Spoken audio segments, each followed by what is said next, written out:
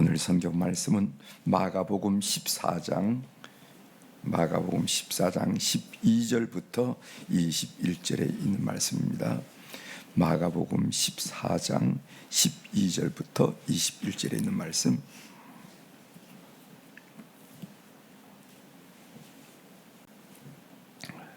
이제 12절부터 봉독해 드리겠습니다. 무교절의 첫날 곧 유월절 양 잡는 날에 제자들이 예수께 여짜오되 우리가 어디로 가서 선생님께서 유월절 음식을 잡수시게 준비하시기를 원하시나이까 하매 예수께서 제자 중에 둘을 보내시며 이르시되 성내로 들어가라. 그리하면은 물 한 동이를 가지고 가는 사람을 만나리니 그를 따라가서 어디든지 그가 들어가는 그 집 주인에게 이르되 선생님의 말씀이 내가 내 제자들과 함께 유월절 음식을 먹을 나의 객실이 어디 있느냐 하시더라 하라. 그래하면은 자를 펴고 준비한 큰 다락방을 보이리니 거기서 우리를 위하여 준비하라 하시니 제들이 나가 성내로 들어가서 예수께서 하시던 말씀대로 만나 유월절 음식을 준비하니라.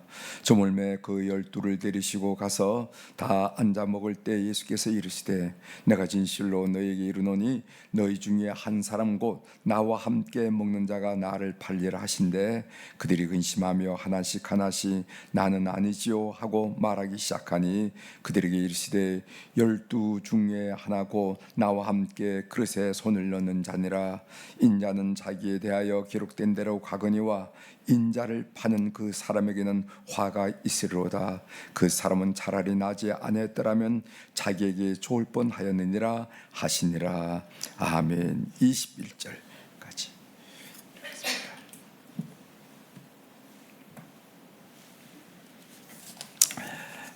오늘 우리가 읽은 마가복음 14장 12절부터 21절에는 말씀을 중심으로 주제를 내 심령을 주의 말씀으로 채울 때 삶의 문제들이 해결됩니다 하는 그런 이야기를 함께 나누려고 그래요.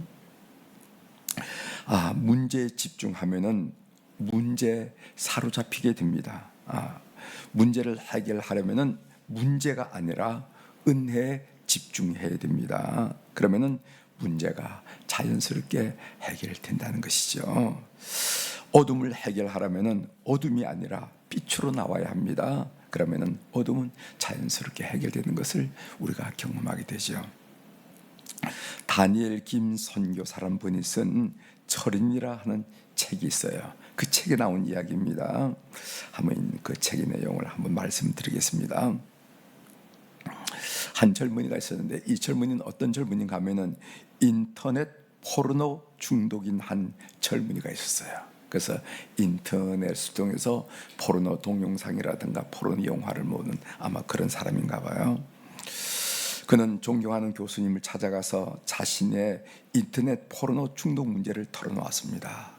그랬더니 교수님이 이렇게 대답해요. 뭐라고 말하냐면은 너 그거 끊으려고 하지 마. 끊어야지. 똑바로 살아야지. 열심히 살아야지 하는 만큼 너는 결박당해. 모든 생각과 관심은 온통 다 거기가 있거든. 이렇게 얘기했습니다. 그러면서 그 교수님 무슨 얘기를 했냐면 결심해서 끊어도 문제야. 끊어도 왜 문제가 되냐면은 그러니까 그 젊은이가 깜짝 놀라면서 결심해서 끊어도 문제라니까 반문하지 않겠어요? 네, 왜요? 그랬더니까 그 선생님이 끊어도 문제된 이유를 두 가지로 설명하는데 첫 번째는 하나님과 거래 관계가 시작돼.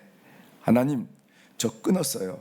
여기까지 했으니까 은혜 내려주셔야지요 하는 거야. 하나님과 거래한다는 거죠. 그러다가 어려움과 고통이 오면은 10중 8구 교회를 떠나버리게 돼. 이렇게 얘기하는 겁니다. 두 번째는 못 끊는 사람들을 정죄하기 시작해. 나는 끊었는데 너는 왜 못 끊니? 라고 말하는 것이지. 그랬더니까 그 청년이 대답합니다. 그럼 저는 어떻게 하면 좋을까요? 하고 교수님께 물었어요. 그랬더니까 사귀고 있는 여자친구를 마음을 다해 사랑해봐. 편지를 쓰고 노래를 만들어 연주도 해주고 마음을 다해 사랑해봐. 시간이 1년이 지났습니다. 1년 뒤 그 인터넷 포르노 중독의 젊은이가 말했습니다. 너 그 문제 어떻게 됐어? 그랬더니까 뭐라고 대답하면 그거 없어졌어. 이렇게 이야기하더라는 거죠. 그 이야기가 다니엘 김 선교사가 쓴 철인이라는 책에 나옵니다. 정리하면 이렇습니다. 문제에 집중하면은 문제에 사로잡히게 된다는 것이죠. 오히려 문제, 내 삶이, 내 영혼이, 내 심령이 결박당하게 됩니다. 문제를 해결하려면은 문제에 집중하는 것이 아니라 은혜에 집중해야 된다는 것이죠. 그러면은 문제는 자연스럽게 해결된다는 것입니다. 복음은 우리를 향하여 죄를 억제하라고 말하지 않는다는 것이죠. 십자가에 달리신 예수 그리스도의 은혜에 충만하라고 말한다는 겁니다. 너 이 짓지 마, 이런 죄 짓지 마, 저런 죄 짓지 마, 이렇게 복음 말하는 것이 아니고, 복음이 우리에게 말하는 것은 십자가에 달리신 예수 그리스도의 은혜에 충만하라, 흠뻑 젖어라. 그러면은 죄는 없어진다 하는 것이죠. 내 마음의 말씀으로 채울 때 나를 묶고 있던 중독이라든가 유혹이라든가 염려 등이 풀어진다는 것이죠. 내 마음에 빛이 들어오면 어둠은 온데간데 없이 없어진다는 것이죠. 여러분, 이 원리를 여러분 삶의 여러 영역에 한번 적용해 보시길 바랍니다. 여러분들이 무엇에 관심이 있는지 저는 모르지만은 한번 잘 적용해 보시길 바랍니다. 이제 사순절, 이번 주 수요일부터 사순절이 시작되는데, 우리 사순절에는 신약 성경 읽기를 하는데, 예전에는 우리 목회자들이 신약 성경을 읽었어요. 그런데 이제는 우리 교우들이 읽기 원하는 분들은 시간은 넉넉하니까 한번 이렇게 읽도록 그렇게 준비를 했습니다. 이번에 특별히 하나님의 은혜, 신약 성경을 읽는 일에 여러 교우들이 깊이 집중하셔서 여러분들의 마음을 노락질하고, 여러분들의 영혼을 노락질하고, 여러분들이 결박하는 그런 것으로부터 자유하는 여러분들이 되기를 주의 이름으로 부탁을 드립니다. 이 본문 내용은 여러분이 잘 알다시피 6월절 만찬에 대한 내용이에요. 오늘은 그 6월절 만찬에 대해서 좀 한번 살펴보려고 합니다. 12절 읽어보겠습니다. 12절. 무교절의 첫날 곧 6월절 양 잡는 날에 제자들이 예수께 여짜오되 우리가 어디로 가서 선생님께 6월절 음식을 잡수시게 준비하기를 원하시나이까 하매, 여기에 무교절 첫날, 요 마가는요 무교절 첫날을 6월절로 이렇게 간주했습니다. 이것은 이제 유태력으로 말하면 니산월 14일이 되는 거죠. 목요일 밤 저녁이 되는 겁니다. 우리가 이제 홀리위크 성주간을 할 때 목요일 저녁이 되는 겁니다. 목요일 저녁에 그날이 바로 양 잡는 날이고, 그날 해가 진 이후부터 6월절 만찬이 시작해요. 그러니까 예수님이 어떻게 되냐면 6월절 만찬 끝난 다음에 이제 게시마네에서 기도하러 가시다가 그 밤 늦은 시간에 폭도들에게 의해서 잡히지요. 그러면서 금요일 날 고초를 받으시다가 금요일 오후 3시에 이렇게 십자가에 돌아가신 내용을 여러분 잘 아실 줄 믿습니다. 이 상황은 바로 성주간에 목요일 저녁에 일어난 일인데, 해가 진 이후부터 6월절 만찬이 시작된다는 것을 우리가 압니다. 6월절이 뭔가 여러분 잘 알죠? 패스오버, 그러니까 애굽의 억압으로부터 이스라엘 구해내신 하나님의 구원의 손길을 체험하는, 기념하는 절기가 바로 6월절이라는 겁니다. 그래서 우리가 이제 지금이 이제 설 명절 연휴 기간인데, 우리나라는 뭐 설도 있고 구정도 있는데 그냥 이제 가족들만 만나고 이런 의미인데, 여기에 의미를 많이 부여할 필요가 있다고 이렇게 생각해요. 이스라엘 백성들은 6월절, 77절, 소순절이라고 그러죠. 그 다음에 수장절, 이럴 때마다 의미를 듬뿍 하는데, 이 사람들이 어떻게 의미를 부여하는지 한번 보시길 바랍니다. 6월절에 준비한 음식이 몇 가지냐면 포도주, 그 다음에 무교병은 누룩으로 부풀어지지 않은 딱딱한 빵을 보고 무교병이라고 그러죠. 없을무, 누룽교, 이래서 무교병. 그 다음에 양고기를 준비하고, 그 다음에 쓴나물을 준비하도록 되어 있습니다. 쓴나물. 자, 이 사람들이 어떻게 이제 진행하는지 이제 한번 좀 설명을 좀 해보도록 하겠습니다. 이 포도주는 노예 생활로부터 벗어난 기쁨을 상징하는 물질의 음식이에요. 노예 생활로부터 벗어난 기쁨을 상징한다. 무교병은 누룩을 넣지 않은 빵인데 구원의 신속성을 의미한다고 상징한다는 거죠. 출애굽기 12장 39절에 보면은 그들이 애굽으로부터 가지고 나온 발교되지 못한 반죽으로 무교병을 구웠으니, 이런 말씀이 있어요. 그러니까 급하게 애굽을 탈출해야 될 때 무슨 누룩을 넣어가지고 부풀어서 뭐 이렇게 할 사이가 없으니까 그냥 밀가루 반죽을 해가지고 그냥 움직였다는 거죠. 그 말씀입니다. 무교병은 구원의 신속성을 의미한다. 양고기는 어린 양의 피를 상징하죠.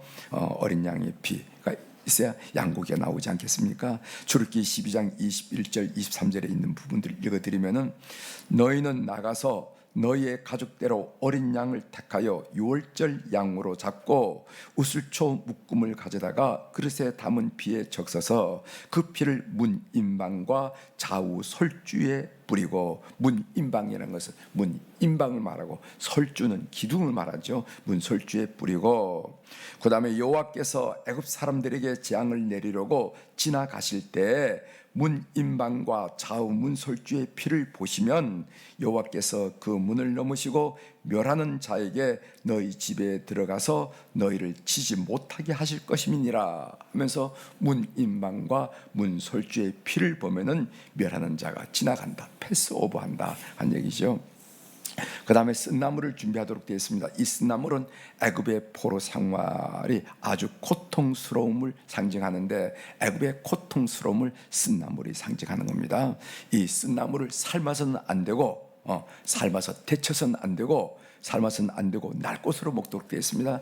출애굽기 12장 8절 9절에 나오죠. 이 날 것을 어떻게 찍어 먹냐면 소금물에 찍어 먹어야 되는 거죠. 이 소금물은 눈물의 산죠. 눈물로 쓴나물을 먹었다. 그 고난이 얼마나 깊었으면은 눈물로 쓴나물을 먹었다 하는데, 이 쓴나물을 그 소금물에 찍어 먹는다는 겁니다. 6월절 식사는 4잔의 포도주로 진행됩니다. 그래서 그 6월절을 식사를 하려고 그러면 포도주를 4잔을 마셔야 되는데 그 6월절 그 식사에 참여하는 분들의 얘기를 들어보면은 한국 사람 배가 너무 고파서 라면을 하나 삶아 먹고 가야 된답니다. 언제부터 시작하냐면 해질 때부터 좌전까지 시작하는데 그렇게 고프다는 거예요. 그래서 어떻게 진행되는지 한번 설명을 드립니다. 포도주의 첫째 잔을 따르고 집례자가 축복문을 낭송하며 만찬을 시작합니다. 첫 잔을 마시고 손을 쓴 다음에 쓴나물을 소금물에 찍어서 먹습니다. 그러니까 포도 첫 잔을 마시고 이제 쓴나물을 손을 대야 되니까 손을 다 씻고 그 쓴나물을 이제 그 소금물에 찍어서 먹는다는 거예요. 이게 이제 일본 첫째 잔입니다. 두째 잔을 채운다. 이제 아버지가 두째 잔을 다 채워주면은 이 두째 잔은 무슨 의미가 있냐면은 과거를 기억하기 위한 잔이에요. 과거를 기억하기 위해서. 그래서 그때 두째 잔을 다 채운 다음에 그 집안에서 가장 어린 아이가 4가지 질문을 합니다. 4가지 질문. 무슨 질문하는가? 왜 이 밤에 무교병을 먹어야 하는지. 두 번째로는 왜 우리가 쓴나물을 먹어야 하는지.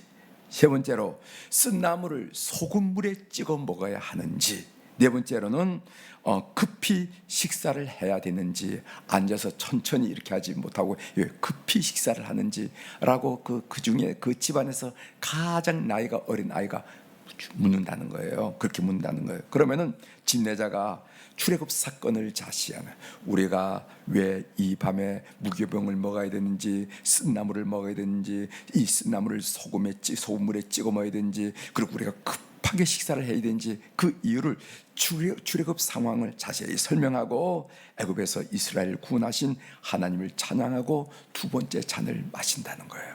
이 설명이 끝난 다음에 애굽에서 우리를 구원하신 하나님을 찬양하자 하고 찬양하고 잔을 마신다는 겁니다.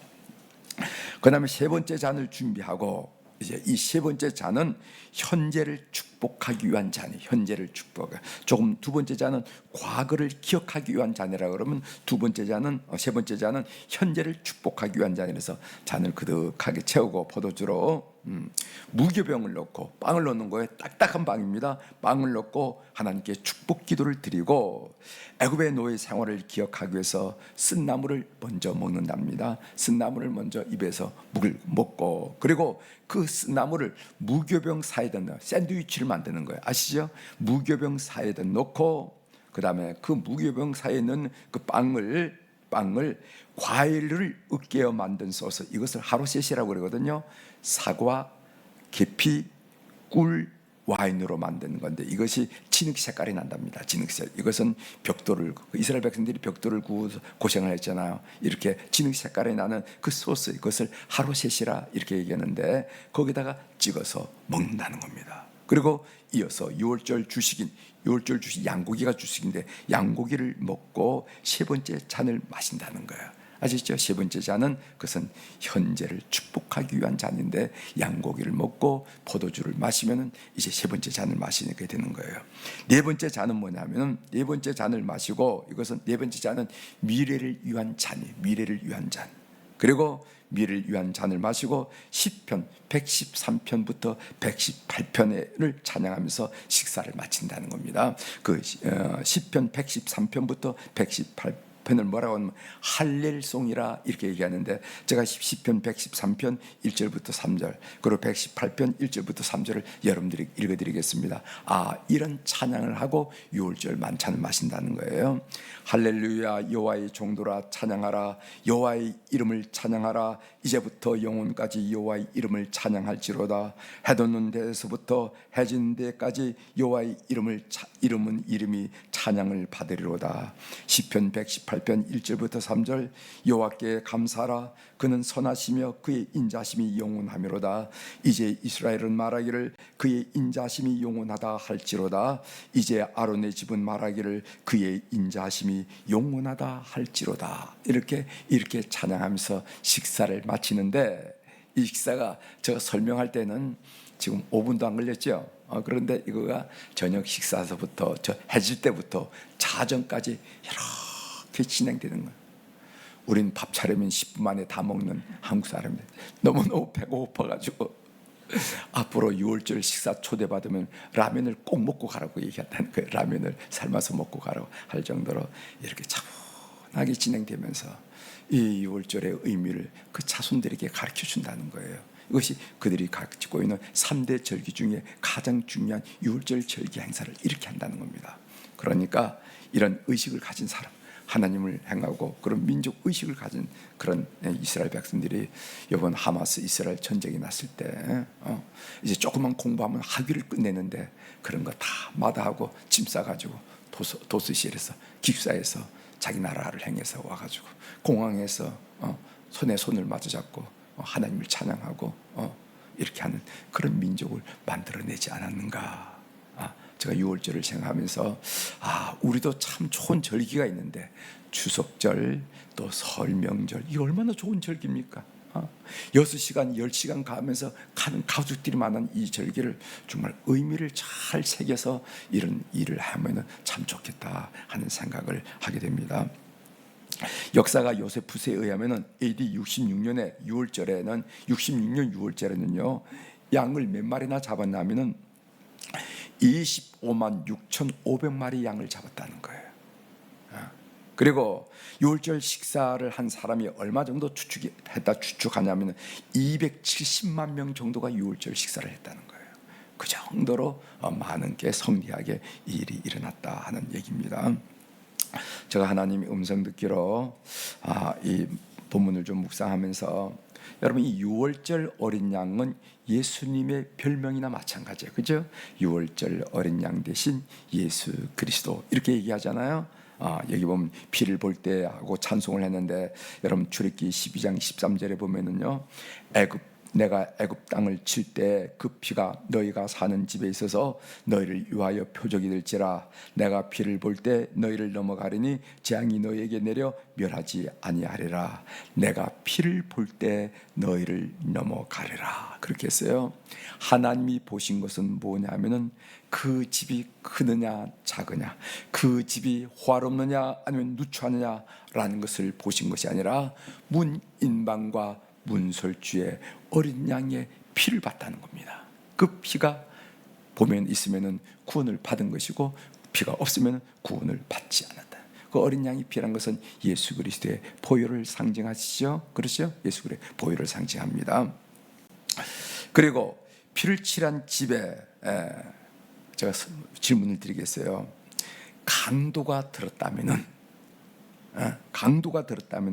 그 강도는 살았을까요? 죽었을까요?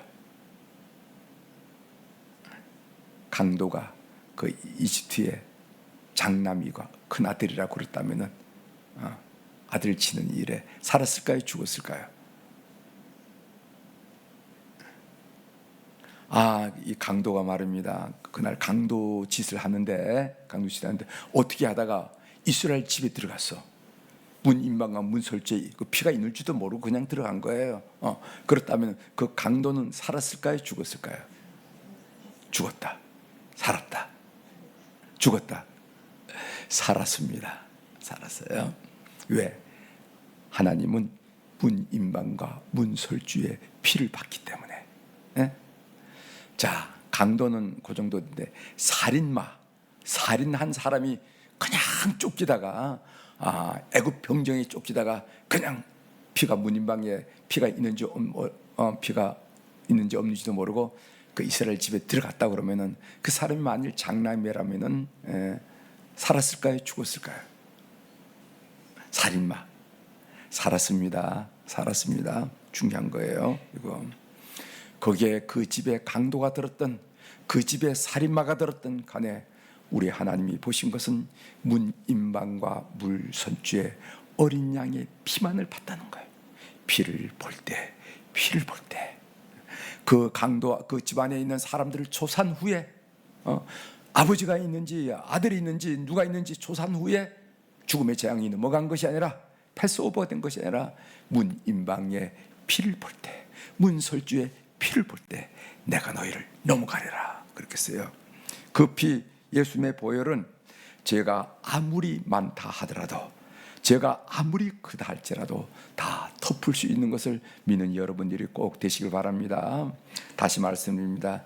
여기에 나타나는 어린 양의 피는 예수 그리스도의 보혈을 상징해요. 그 예수 그리스도의 보혈은 우리가 인생을 살면서 아무리 많은 죄를 졌다 하더라도 아무리 큰 죄를 졌다 하더라도 넉넉히 덮을 수 있다 하는 것을 꼭 믿으시고 이 6월절의 의미에 여러분들이 감격하는 오늘 이 새벽이 되기를 주의 이름으로 축복합니다. 기도하시겠습니다. 하나님 아버지, 제 성주간에 이제 목요일 저녁을 맞이해서 예수님이 6월절 만찬을 준비하는 것을 오늘 우리들에게 말씀해 주셨는데 그 6월절의 의미가 오늘 우리 그리스도인들에게 어떤 의미가 되는지 오늘 살필 수 있도록 도와주셔서 감사합니다. 우리는 고백합니다. 예수 그리스도의 십자가 보혈은 내가 삶을 살면서 아무리 많은 죄를 졌다 하더라도 두 손으로 두 발가락으로 다 담을 수 없는 죄를 졌다 하더라도 아무리 큰 죄를 졌다 하더라도 하늘 땅만큼 큰 죄를 졌다 하더라도 예수님의 보혈은 다 덮고 다 씻을 수 있는 보혈임을 오늘 확실히 믿고 오늘 또 구원받은 확신 가운데 이 자리에 일어나는 교우들이 되도록 은혜를 베풀어 주옵소서. 하나님 아버지, 오늘 또 우리 사랑 교우들이 주님 앞에 귀한 물질을 올릴 수 있도록 도와주시오니 감사합니다. 우리가 늘 고백하는 고백이지만은 이 고백은 우리의 땀, 우리의 눈물, 때로는 우리가 잠 못 이룬 밤의 결실이 바로 이 헌금이라는 것을 우리가 알게 됩니다. 겸손히 주님 앞에 올려드리오니 그 이름들 그 사연들 주께서 통촉하여 주시고 참으로 힘든 인생길이지만은 주님의 이끄심과 주님의 간섭하심과 주님의 보호하심과 주님의 붙드심을 느끼는 그런 귀한 물질 되도록 주께서 연락하여 주시옵소서. 오늘 월요일날 우리 환우들을 위하여 기도하게 하시오니 감사합니다. 요양병원에 계신 분, 또 이렇게 퇴원해서 이제 회복하는 분들, 통원해서 치료하는 우리 환우들 다 있습니다. 하나님, 오늘 또 시간과 공간을 초월하시는 우리 하나님의 거룩하시고 은혜스럽고 능력 있는 역사가 우리 사랑하는 환우들 가운데 임재하여 주셔서 그 영혼을 치료하고 회복시키고 그 심령을 치료하고 회복시키고 그 육체를 치료하고 회복시켜서 하나님, 하나님의 거룩한 뜻을 받들어 살아내는데 부족함이 없는 우리 모든 환우들이 되도록 이 시간 역사하여 주시옵소서.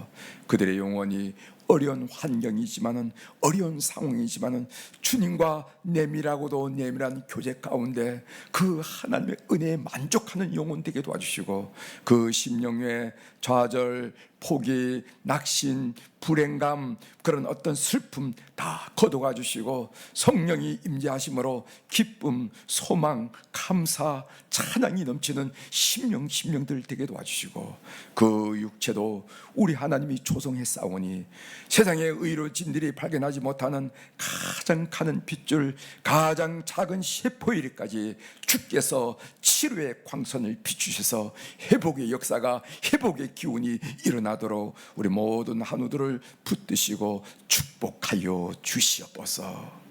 오늘 또 하늘의 주권과 땅의 주권을 가진 권세에 있는 우리 주님의 이름으로 선포합니다. 내 영혼이 잘된 같이 범사가 잘되고 강건한 축복이 연휴 중에 있는 우리 사랑하는 성도들 가운데 임재하시기를 소원합니다. 감사드리며 예수님의 이름으로 기도드리옵나이다. 아멘.